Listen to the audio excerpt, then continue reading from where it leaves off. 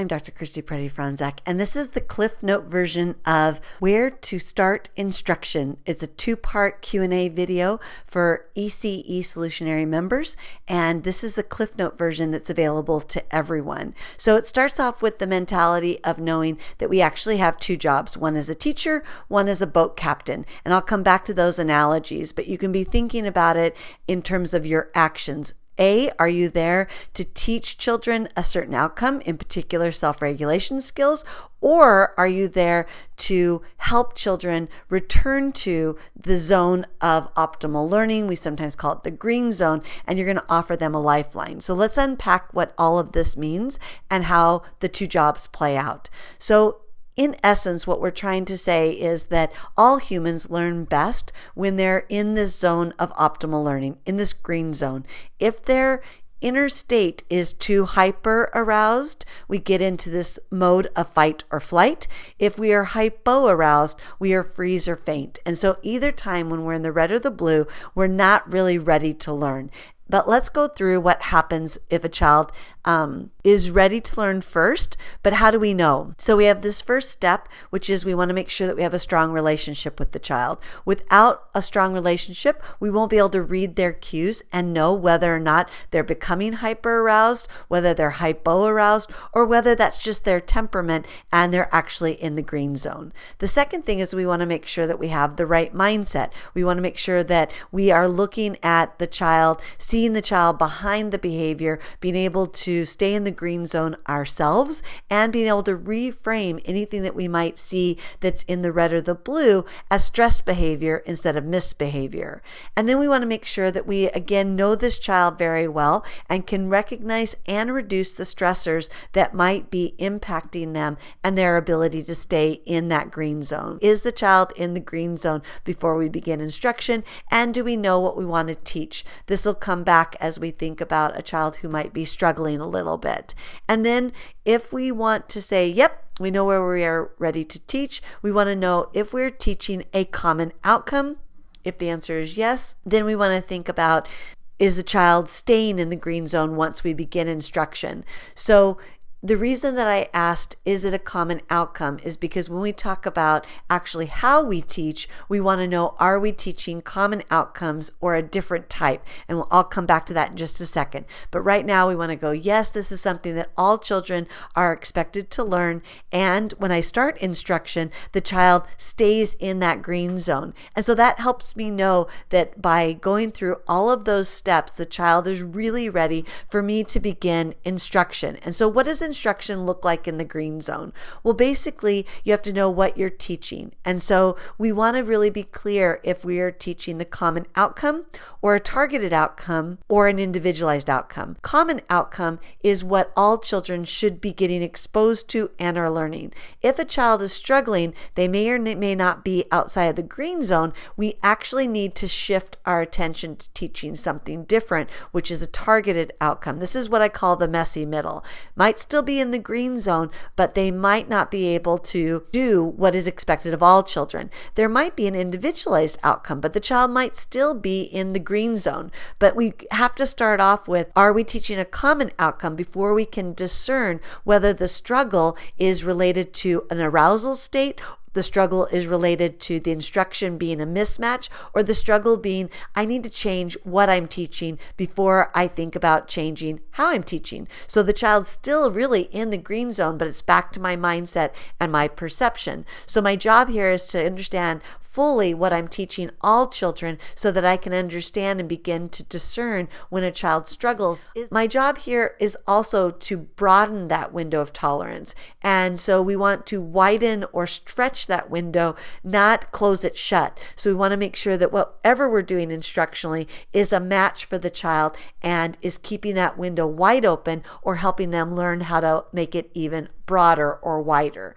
We're also teaching children how to avoid sort of these danger points. This creating self-awareness that they are becoming hyper-aroused or that they are becoming hypo-aroused. So how do we help them put the brakes on? How do we help them come back or stay in the green zone? So even though I might be teaching common outcomes around literacy or math or social studies, I'm also teaching children how to stay in the green zone by putting the brakes on through self-awareness and then self-regulatory types of strategies. Now, sometimes I can be in the messy middle. I can still be in the green zone, but I might be struggling. So I alluded to this earlier, that you got to know what your common outcome is so that if a child is struggling, but they're still in the green, what's going on? So I sometimes call this the messy middle. And so when a child might be struggling to master or accomplish or demonstrate a common outcome, it may not be because they've left the green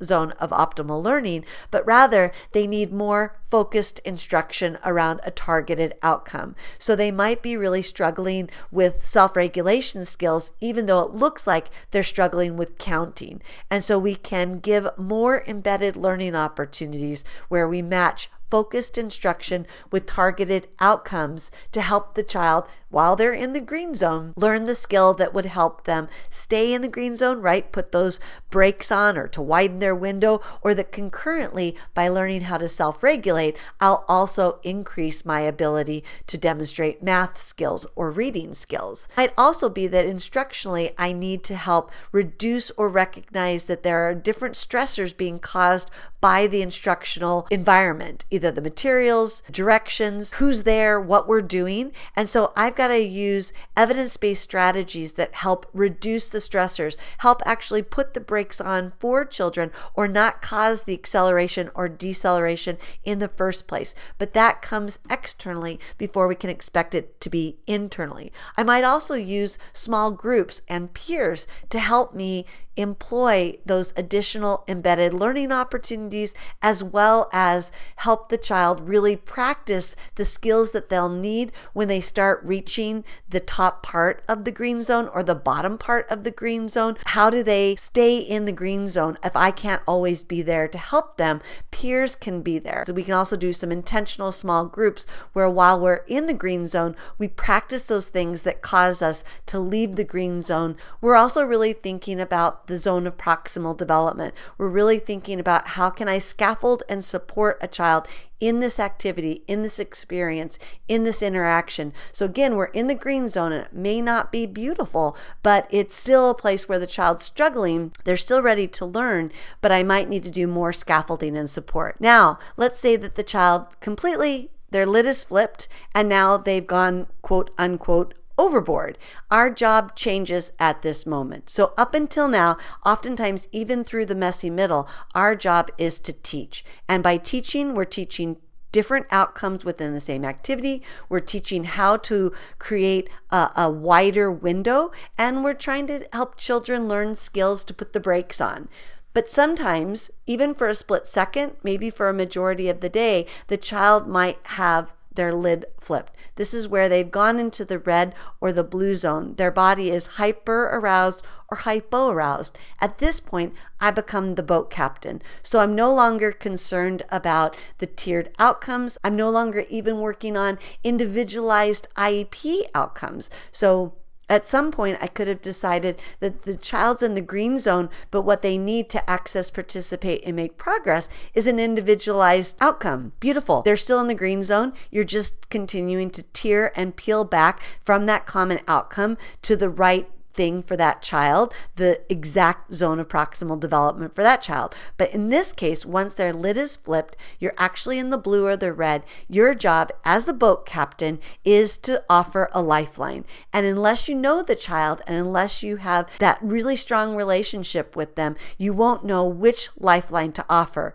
Even then, sometimes we might offer a lifeline, and on some days it's chucked right back at us, or the child ignores it entirely. So it's our job to continue as the boat captain to think of different ways to approach the child who has fallen into the water, how to offer a lifeline. Almost always, in some way, humans want to be seen and to be heard. So validating the emotions, not saying that the behavior or the action was okay, but always validating that those big emotions and helping them process through them.